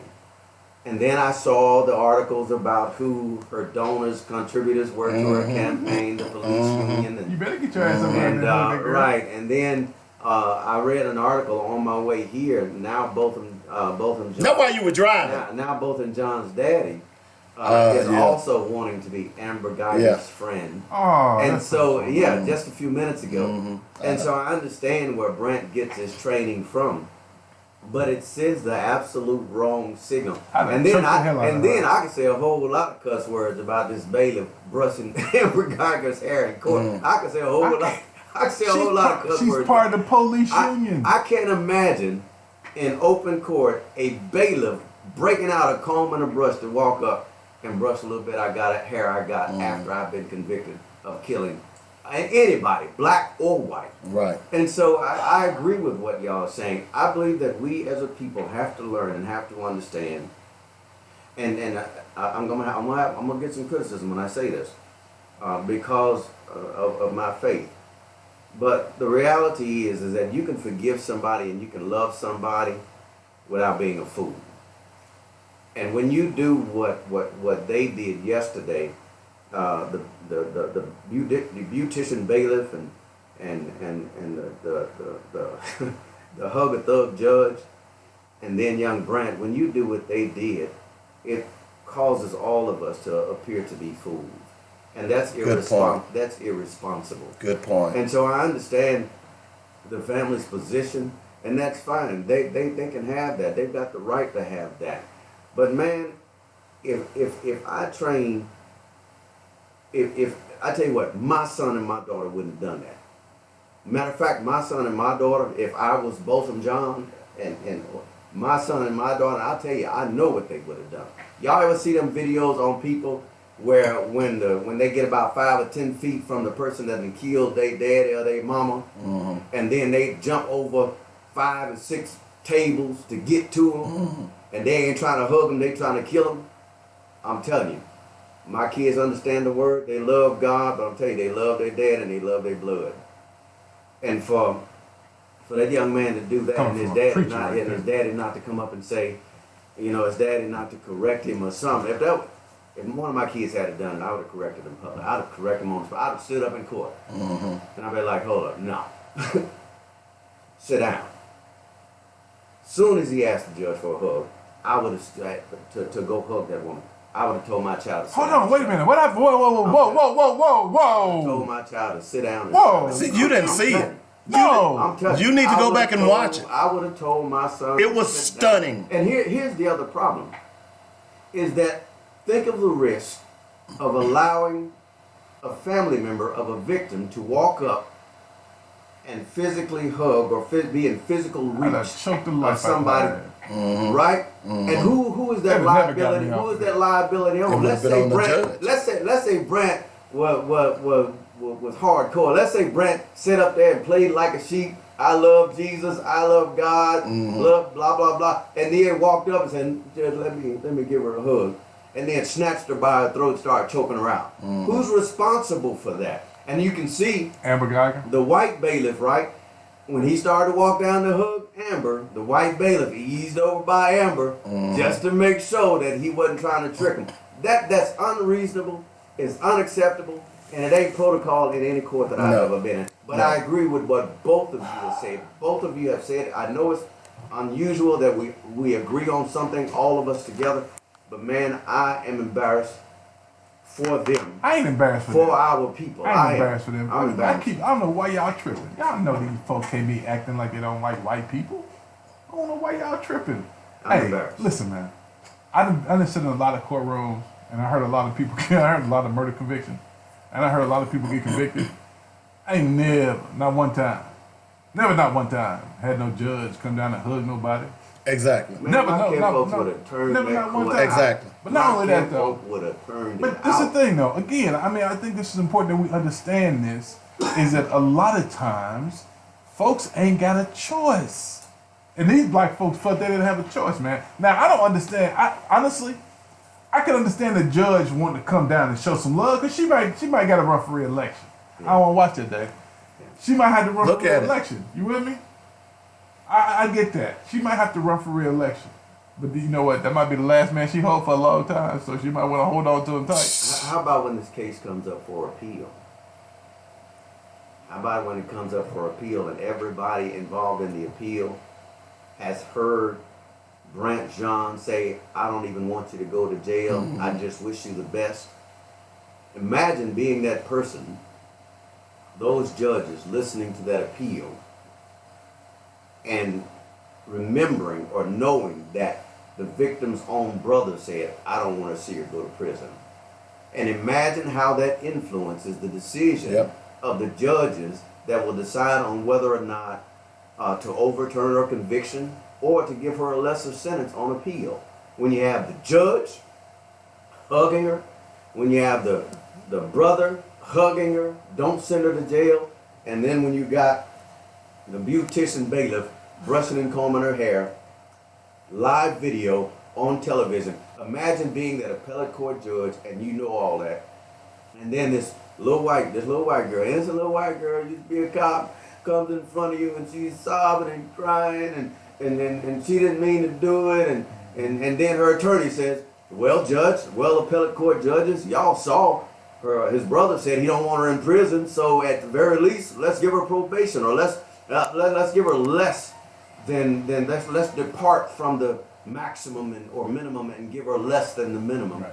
All of that is she even going to jail? Impact, yeah, she is there right all now? Of that can impact the appeal, because who ain't seen it? Well, this is my thing. I mean, who thought about that? Did anybody think about that before they allowed that boy to go down and hug that woman that killed his brother, and before that judge went down and hugged that woman? Did anybody think what's going to happen when the appellate court judges see this and this case gets in front of them? Hold on, bro. As I watch this video, let me tell you. Let me let you get in my head for a minute. Yeah. As I watch this video and as I look at this picture, I think about the video that I see of the white officers ripping the black girl's pants down and sticking their finger inside her. I think about the girl that I saw on Facebook that they got pulled over by LRPD and they made her pull her shirt up over her breasts. I think about how white people are treating black women. Yeah. And then I think about what I look and I see this and it makes me angry. It doesn't make me angry because the black folks decide to do that. It made me angry because for too long, we have made these divisions, whether we want to admit it or not. We've made these exceptions for certain women, but not other women. Exactly. We've made exceptions. Yeah. And because we hold white women to be Mother Earth, but we don't hold black women to be Mother Earth. Have we softened our men through religion? And I'm not talking about gay, homosexual. I'm not talking about I understand what you're saying. Have we softened our men by only preaching and teaching love? There were plenty of times in the Bible where God destroyed a whole lot of folks for a whole lot of things. There were armies, there were generals, there were all kinds of things that happened in the Bible that we, in many cases, watered down or failed to teach and preach. And I think we're softening up, because if anybody should be standing for our people, it should be black men. Right. But we see more black women standing than black men. And the reality is that when you listen to a lot of preachers and teachers and you hear and listen to what they are telling people, our people are being softened up by religion. Because if you're not going to preach and teach everything, then don't pick and choose or don't preach and teach nothing at all. And I believe we're softening up our people by only teaching part of the word, wanting all of us to sing and dance and tap dance and love the ones that are stabbing us in the back, love the people that are killing us, love the people that are locking us up unjustly. And I believe religion in a major way is in part responsible for how soft our people have become. Because that young man, I'm not saying this in a mean way, Branch John is soft and he does not understand or realize it. His dad, and I'm not trying to offend them or offend any listeners, his daddy is soft. Because those are the kind of people that when you out on a date, that when you out, that when you out on a date, when you out on a date, right? You would not ask the judge. You out on a date with your girlfriend or your wife or your significant other, and another man walk up and just slap your woman on the butt. Those are the kind of men that would say, "Hey, don't do that no more," or "Baby, why'd you put your butt in his way?" That's the mentality. That's the mindset. That's how we are teaching and preaching. That's what we are teaching and preaching to our young men and young women, and we are softening them up to the point that they won't even protect their own house. So you're admitting that this is partly your fault? Look, I know, because I talk about combat. Let's I go, teach about. Let's go. No, I'm telling you, I talk about all of it, because the reality is, and it's a fact. This is a prime example. We are softening up our people. I agree. Because we want loving your enemies. I don't want you to loving your generalize. enemies. To love your enemies is not a physical thing. No, it isn't. It's not a physical action. It's an emotional action to love your enemy. And so when you get up, and here's the other thing. There's no remorse. There's no sorrow. There's no nothing in her at all. And you expect me to believe that between this time and the time that all those texts and social media posts come out, that all of a sudden, that now she's delivered. All of a sudden, that she's no longer racist. All of a sudden, everybody is her friend. It's not reasonable to believe that, and it's not reasonable for our people, for black folks, to be showing any kind of pity or sympathy for that woman at this time. That's a bull. I totally agree with you whatsoever. Say what you want to, And here's the thing that gets lost in all of this, is that she only got 10 years. Okay? Let me juxtapose two other cases. So remember the sister in Florida who fired her gun in the air and was standing her ground? She didn't shoot and kill nobody. Okay? She got 20 years. Yeah, but Dave, you okay. Now, hang on, let me use those as examples. But I'm going to tell you why you can't. The jury decided on 10 years.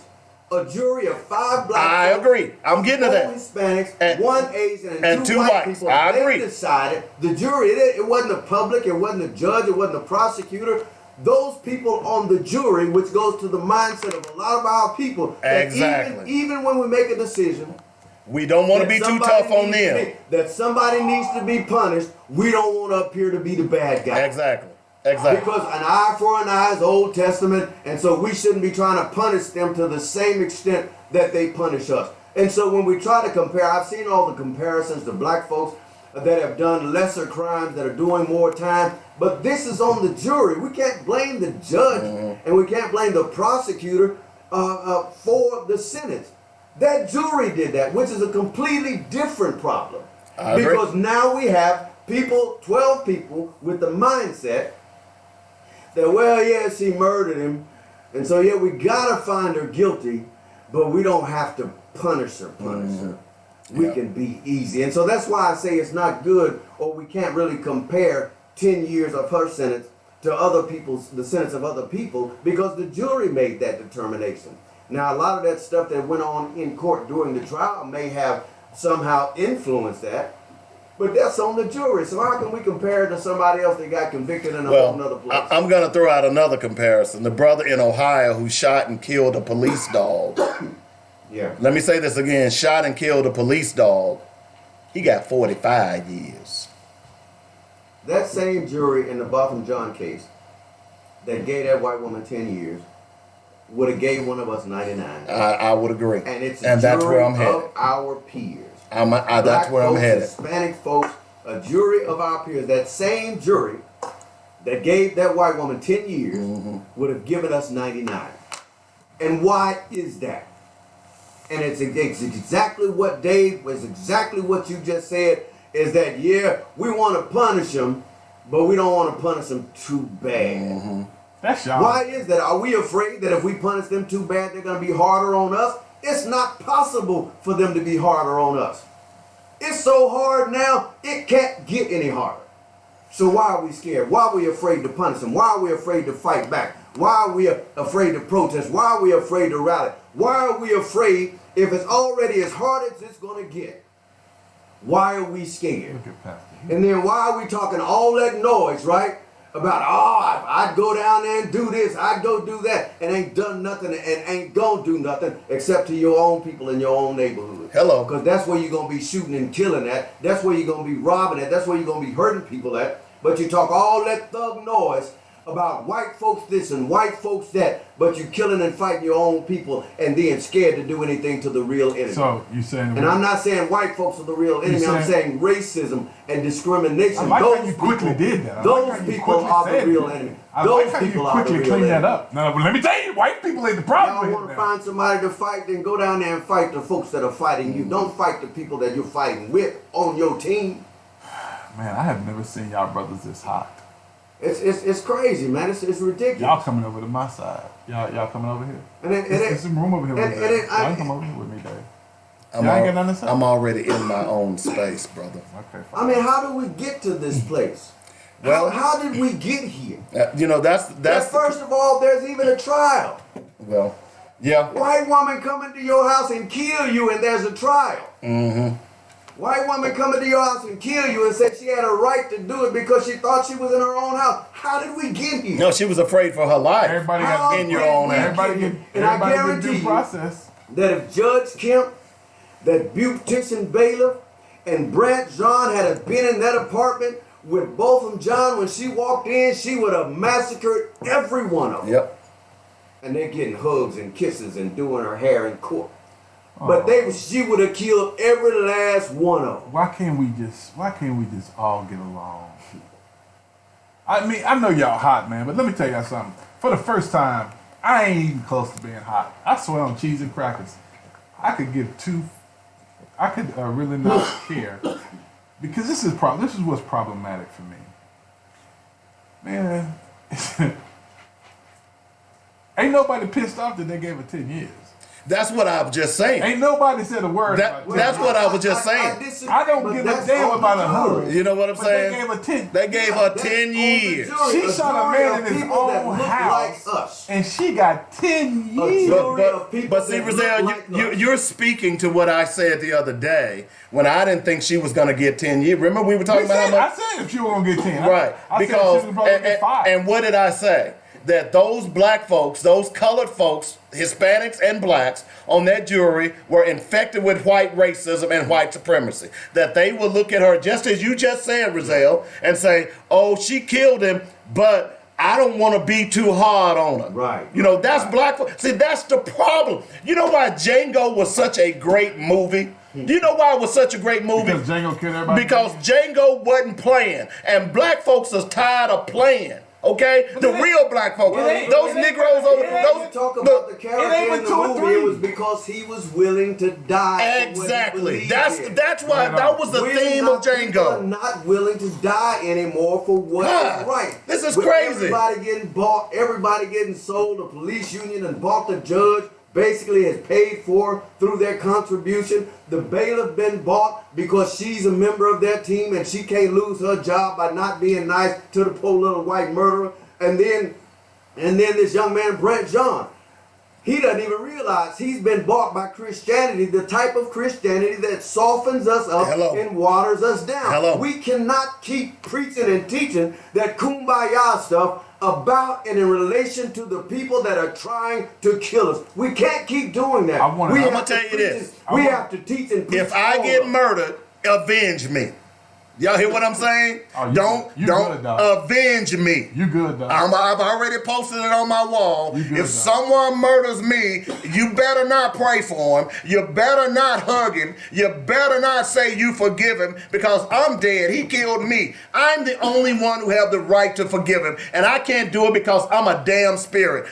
This is so crazy. I don't care. Look, I'm sorry. I'm not perfect like some of y'all. I don't walk with a veil over my head like some of y'all. I'm just a black man who is tired of racism in this country. And if you didn't see racism in that verdict, just because they're black and brown, if you didn't see racism in that courtroom, if you didn't see racism what Judge Tammy Kemp and that bailiff did, you are a damn fool. My God. Let me tell you something. The Bible talks about that to destroy a man's house, first you have to destroy the strong man. Hello. Now, first of all, there's very few of us left. And then secondly, we're training the next generation to be just as soft as this generation. Mm-hmm. And so how can we protect our own house when we are softer than our enemy? And it's not that we don't have the weapons to use, and I'm not talking about guns and knives. It's not that we are not armed with the intelligence we need to fight. It's that we are afraid to, because we scared, well, not we, they scared that something worse will happen to them if they do something bad to their enemy who happens to be a racist white person. Hey man, I understand y'all's frustration, but I must tell you, I don't understand why y'all frustrated. I'm telling you, I can't go with this one. I can't go with this other stuff. I don't understand. I understand y'all frustration. Let me tell y'all something. Last night, man, I've been reading the police contract, man, and I gotta say, that's a really good job to have. It's a really good job. The city buy their uniforms. Yeah. City pay their insurance 100%. They pay $6 toward their dental. You mentioned Starks a few minutes ago. Yeah, but and I'm gonna tell you something. Now hold on, man. If Judge Fox let me get Starks a hood, I'm gonna hug him real tight. I think it's important that people understand I'm gonna hug that you have a local police department. You have a local police department. You have a local police department that you have a local police department that is. I mean, you pretty much all out supporting them. Tanya, you're right on point with that. I'll read it here in a moment. And then when they kill you, you didn't fight against your own money. A friend of mine called that getting pimped. But here we are now. We watching this thing right here. So these people in Dallas, what happened is this woman kills a black man. All these black folks are paying taxes. They then take those tax dollars, give it to the police department. The police department, then they give that to their union. Then they turn around, take those same dollars and fight against you. Yes, sir. But you know what you do? You still support the police and you still support your city. You still let them get them tax dollars to them. To me, if you want to really get pissed off, go down to your city council, tell them to stop paying them. Stop taking the money out their check. Tell them to figure out a way to do it their damn self. Don't let them keep doing it. 855-525-5683 is the number. That's how you get in touch with us. Well, look, speaking of which, we do have a caller coming in. Just quickly, caller. LaTanya Grimes posted this, Goldilocks and the Three Bears defense. That is exactly what that was. Goldilocks breaks into the Three Bears house. And, you know, there's a meme running around on Facebook where they actually have police that hold up the Three Bears. Yeah. Got them in handcuffs, and Goldilocks is out there. She broke into their house. Right. But she okay because she's a good little Goldilocks. Yes, but the three black bears, they're being harassed. It said that forgiveness would have never been exhibited to a black woman. We are programmed to sympathize with everyone but ourselves. There you go. The white woman continues to be the most protected being in this country. Hello. That exhibit was shameful. No doubt about it. Let's go to the phones. Caller, what's your name and what do you want to talk about? Welcome to Black Focus Radio.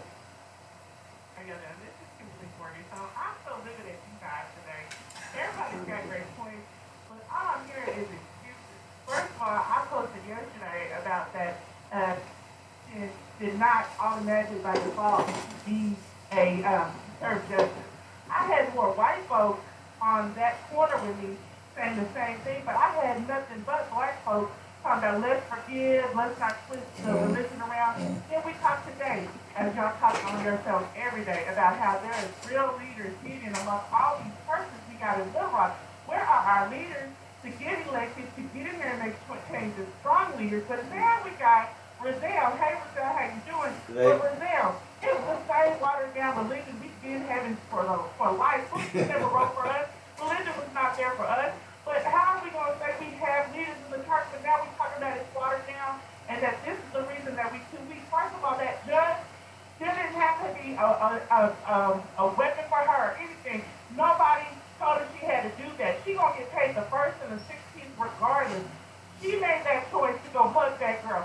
That bailiff made a choice to put her hands on that woman's hair. We can forgive her, but you ain't gotta comb this woman's hair. So when does it stop when people start making excuses about why we beat and we just finally just say, you know what, enough is enough. I want to stop putting a show for white folks to make them comfortable, because the only reason that they did that to that woman, hug her, comb her hair, let her that brother hug that woman, was to 2016 and convicted her, but we only going to give her 10 years, and y'all going to get over it. Yes, sir. Period. Yes, ma'am. Yes, ma'am. Way to go, Kimberly. I totally agree. Dang, Kim was on fire. Yeah, She right. she's right. Give us a little token like they always do. Y'all need to stop using this religion. Either you're going to use the religion and say they in the living room of the church, or you're going to sit here and say that religion is causing it. No, what's causing weak men is culture. Culture, period. Culture, skinny jeans, but religion is not causing weak men nor weak black women either. It's a choice. Stop putting on a show. All right, thanks, Kimberly. Appreciate it. But religion is the culture. It's the people. It's the people Yeah. in leadership. Yeah. I agree. You're right. I agree with it. Yeah, it's the people in leadership. Well, Hey man, all I'm gonna say is y'all Negroes ain't gonna do nothing. Y'all gonna keep getting killed by the police, and y'all gonna keep stepping infection like y'all always I'm been gonna tell doing. you something. Y'all Man, already know. Every time somebody get killed, I hear the same damn thing. I'm so tired of this, but you ain't doing nothing. Everybody talking about I'm woke. No, you can't be woke. Being woke requires action. Yeah, but so if I hey, say y'all I'm keep coming, talking I'm this coming. trash, man. you got that from me. Ain't nothing happened. You with got that. being woke requires No, that's action. mine. That's You always got that been from mine. me. We were talking about that the other day. You got that from me. I've been using that If I for you say a long I'm- time. I'm glad that you listening to me Be now. certain of that. Never mind. I'm just saying, man. I agree. I'm just saying, it ain't. I don't see. I agree. I don't see. I ain't I don't even. think we've ever agreed this much about one issue. Nah, not this. But I agree. But I'm just An like I said. embarrassment. Like I said, man. It is. This, I'm not Weak upset about it. folks. I'm not upset about it because, Well, like I am. said, I'm upset. hey man, after Trayvon Martin, if folks didn't raise up, after Eric Gardner, folks didn't raise up. Shit, folks ain't gonna raise up. So I ain't finna have no stroke for y'all. And I Ain't believe- nobody else I trying to have no believe- I stroke. believe the enemy knows that. They Well, do, they know. and Ain't that's nobody- why they keep doing it. Knows that That's they why they know keep doing what it. They, They wanna know. do to us, and all we gonna do Is a lot march of and us pray. do Nothing. Well, A lot of I'm us gonna give ain't you. gonna I want to do give you. We pray, we cry, we march, we I die. want to give you a great And the example. enemy knows. I want to give you a great example. We pray, we cry, we march, we die. Yeah, that's it. That's a great example. Great example is if you look at what happened with the school district, with Laura School District. They took your district. That was the first shot over the bow. They came at you a couple more times. But at some point, you got to hit them in their damn mouth. And they ain't never been hit in the mouth. When they get hit in the mouth, they'll pull up. Yesterday, they didn't get hit in the mouth. Yesterday, they got kissed. Black folk walked up and kissed them. For real, for real. Not just, Thank y'all for killing. Yeah, Thank yeah. y'all for killing Bokum John. Thank you for killing him. You know how much money we got? We finna to get paid. And who's gonna pay that money? That's the other part. We finna pay it. That's the other part that we really hadn't talked about. We paying it. Is that after We Bolton paid John's family settle or get a judgment in this case, the citizens of Dallas, the citizens of Texas, are the ones that are gonna pay for Amber Guyger. They paid for her defense. They paid for the trial. They're gonna pay to house her in jail, and now they're gonna pay again for her liability or her part in what she did by murdering Bolton John. So the taxpayers, and she's not losing anything. No, she ain't lost She's a gonna dime. lose a few days. I mean, she's got to do 5 years, unless it gets overturned on appeal and she gets a lower conviction. She got to do half, 5 years. And in most cases, people are not given granted parole on the first parole hearing. In most cases, but I think in this case, I think it's already obvious. At first time she goes up for parole, she's coming out in 5 years. She's gonna be back on the street. I guarantee there's gonna be a whole big pot of money somewhere that somebody's gonna be saved up. She's gonna get her a job, right? She's gonna get her a job. They're gonna take care of her, and she's gonna be set for the rest of her life. She's gonna go on the book John tour. is dead. She's going on the book tour. Botham John is dead, but I guarantee they're gonna take care of Amber Guyger for the rest of her But life. I want to say this again so black folk hear me. So you got a white police officer who shoots a black person. Let's say in Little Rock, a white cop shoots a black person. He then turns around, goes to his union that you have paid. Now we all pay taxes to pay the police department. Right. Those are our tax dollars. They then take our tax dollars, put them in their Union dues, yes sir. and then when they shoot that guy, they then go and get a lawyer and they say, do whatever you got to do to get him off because we got plenty of money. Yes sir. And then they take your money and sometimes they get them off. Then when they get them off, what they do is they say, well, we're going to take you to civil court. Then they take him to civil court, and guess what? They win some money. And everybody going, yeah, they got some money. But guess what? That money came out your pocket. Yes, sir. Every dime of that money all the way through that process came out of your pocket. Yeah. So black folk, wake the hell up.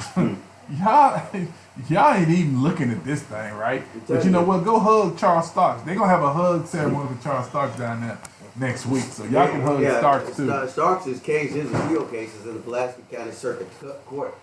Judge Tim Fox, and I'm sure that Fox would be more than happy that if we asked him to allow us to give Starks a real big hug. Real big hug. I think I'm going to go down and ask for a hug.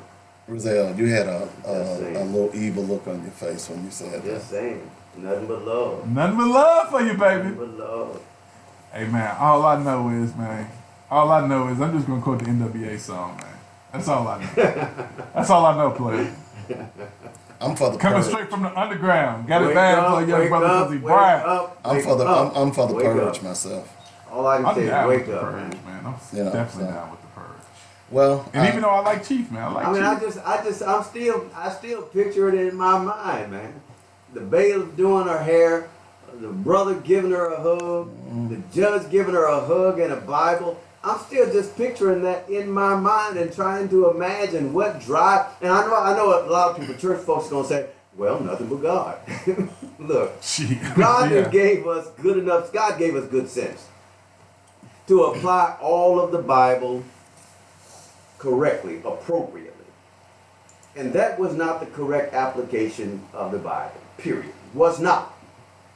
And so when all these church folks are out there talking about, well, it was the Jesus in them, and this is an example of what real pure love is, and blah blah blah blah. No, it was a foolish act. It was.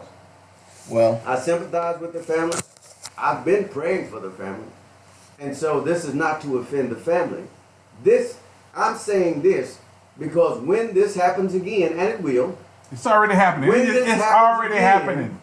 There should not be one soul standing in a court of law giving your enemy a hug. Not one. Well, you remember when the racists went into Mother Emanuel, and before he was even tried, they had forgiven him. Remember that? They had already forgiven him. Amen. And forgiveness is right. I'm not speaking against forgiveness. What? I ain't got no forgiveness. I agree with I have no forgiveness. I agree. But it's how we do. No. And again, no. Love for our enemy is not a physical thing. Love for our enemy is an emotional thing. It's a prayer thing. It's I love you and I want you to be healed. I want you to be delivered. But I'm not finna come hug you and I know you hate me. I'm not finna do that.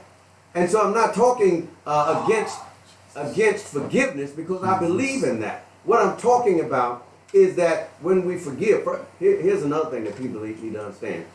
Amber Guyger didn't ask for forgiveness. She sure didn't. And see, the Bible said that's when somebody asks you for forgiveness. When you offend your brother or your sister, right, you come to them in the spirit of meekness and you ask or you apologize and ask for forgiveness. Amber ain't asked Rob about to join your church today. Amber ain't asked nobody nothing. Amber ain't said, I'm sorry that I killed him. Sure I heard her on the stand say, I wish it was me. Exactly. Not one time did she apologize. I've never seen her stand up in court and say, I'm sorry, my brother. I'm sorry, my sister. Please forgive me. She ain't asked for no forgiveness. Sure didn't. So why you going to forgive somebody that don't want forgiveness? That ain't asked for forgiveness. So I'm not talking against forgiveness. I'm just saying it was applied inappropriately. And I'm telling you that a lot of our people are becoming soft. They ain't becoming soft. Lord. Y'all, both of y'all sick. Hey man, listen, seriously, it ain't a whole lot you can say about this. It ain't a whole lot you can say about it. It's just at a, like I said, I'm a capitalist. Dave, if I walk over there, if I laid over there right now, Robert, and slap you in your mouth, are you going to say, Brazil, I forgive you? Lord. Lord is my witness. Man, what you got? Lord. Brazil, you my brother. I love you. I love you. You got to go, man. You got to go. Lord. It's something wrong with y'all, man. Oh, dude. Hey, man. I'm telling y'all, man. I don't know why y'all so upset, man. don't know why y'all so upset about these Negroes, man. These Negroes do this all the time. Yeah, they do. And that's what's sad. I wonder if one of us walked up and smacked Judge Kemp when she give us a hug and a Bible. Oh, Judge Kemp, yeah. She was sexy with me, but I lost all Just that. kept on the street, just smack her around a little bit. Smack her around a little bit and see if she can give you a hug Hey and a man, Bible. but she didn't have a choice but to go up and give Amber some love. Because she might be running for her neck. She gotta get her money. Latoya said, I hope Robert would knock your lights out. Woo! Hey, I ain't like Brazil. Lord. I don't believe in He's supposed to just hug me and forgive me. He's supposed to give me a big hug and say, Rizal, I know it's not you, and Jesus said forgive you, so you forgive me. Hey, I'm like my mama. I hope she ain't listening for a lie. I'm like my mama. She said, I ain't forgiving you, nor am I forgetting. I'm going to feed you. It'll be some hot lead. You might not want it. I got you. I think Rob would forgive me on the spot. You think so? I think so, man. If I just lean on there, just smack you in the mouth, I think Rob, that's Rizal. He must Lord, All right, we're passing the collection plate. We don't need anything silver or copper. We need all paper. Right, yeah. Okay? And it needs to have 5s on it. And you need to come down to Morningside Baptist at the first light and kill. Stop sign. There you go. Lord. Take your ride. You come on down and see me. I got a feeling. Yeah. Y'all over here, D. I see lightning coming, man. It's climbing up outside. If you don't get to the Lord, it ain't gonna be right. Give. I know your lights is out, but it don't matter. Give. I know your car due and you're 2 months behind, but give. I know you can't pay your daycare, but give. If you want the Lord to bless you, you gotta give. Cut this off, Pastor. We gotta cut this off. All right, we gotta get out of here, folks. I hope you enjoyed the show again. I want to thank Senator Joyce Elliott for coming in. Thank you, Senator and gracing us with her presence. She certainly made the room look a lot better than it normally does. And of course, it's time for you all to give your little quotes. Go ahead. Go ahead, Rizzy. Hey, I appreciate y'all letting me join y'all for the show. Thank you for joining us for the Power of Justice broadcast. It's normally 11 a.m. to 12 noon Tuesday and Thursday, but it's right now today. So, as always, we're ignoring when I get he's ready upset. to say bye-bye to the upset. grandbabies, they get ready to say bye-bye to me. Remember First Baptist Church, first Sunday and third Sunday, 10 a.m. Sunday school, 11 a.m. morning service, 311 Fort Hudson, commercial. As always, when I get ready to say bye-bye to the grandbaby, we say bye-bye, we say we love each other, and then we say deuces. So from all of us, here at the Power of Justice broadcast, to all of you, we're going to charge him for that. Deuces. Thank gosh. You did a damn commercial. I'm telling you. Hey, Rizal. You want me to say something? No, please. Kill his mic, please. Please, man. Hey, spend money on community. If you don't, nobody else will. Peace. Remember, you get your freedom by letting your enemy know you're willing to do anything to be free. Then and only then will you be free. Y'all have a great day. Man, that is crazy. Our issues, our solutions, and our voices. Join us Wednesday afternoon at 1 p.m. on Joinet Radio. When I saw that yesterday, I was sitting at the house, and man, I was flabbergasted. I really was. I could not believe what I was seeing. Check out that article about a man that came out earlier. I saw